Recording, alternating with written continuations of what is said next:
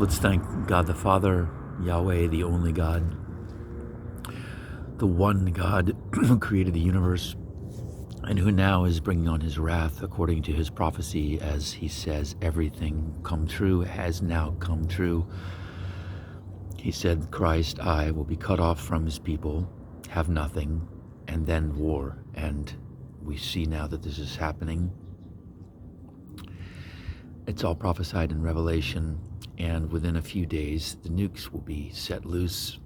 Everything God says is true. His word is true.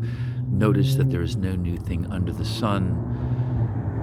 Retarded, interchangeable, transgender, synthetic, reptilian, Putin, clone is the reincarnated Hitler on some genetic levels. And he's also obsessed with the Baltic countries, Latvia, Lithuania, and Estonia, in the same way that Hitler was, because they're so strategic as far as trade passage. So we see now that everything I prophesied has come to pass. This is the end. Nuclear war is coming. This is the end of the world. God is going to transform and melt this world, this universe, the heavens and the earth, into a new Jerusalem. It's all happening, but our tiny, limited little brains cannot comprehend it. Also, on a more minor micro level, notice that God, according to his word, and because he's the God of recompense, Jehovah Gemula, we see that in the Bible, the satanic forces try to drown Moses, and then later Moses leads the promised people, the Jews, out of the land of Egypt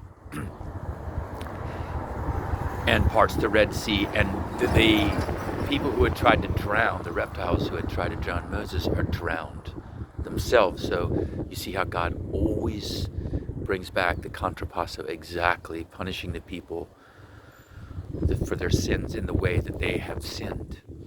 That's how we know he's a person. We know that there is a personality with a very specific tastes.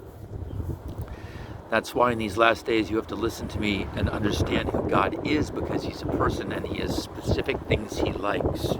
What does he like? A humble, meek spirit. And above all, he loves charity. Charity never faileth. It endureth all things. It's not just being generous, it's being love of God. Agape is charity. It's long-suffering. It's not being easily provoked. It's being kind when those are not kind to you. It's basically the Sermon on the Mount. It's giving water to your enemies. All praise be to God. We have just moments left in this last gasp before the end. All praise be to God. Our Father who art in heaven, hallowed be thy name. Thy kingdom come. Thy will be done on earth as it is in heaven.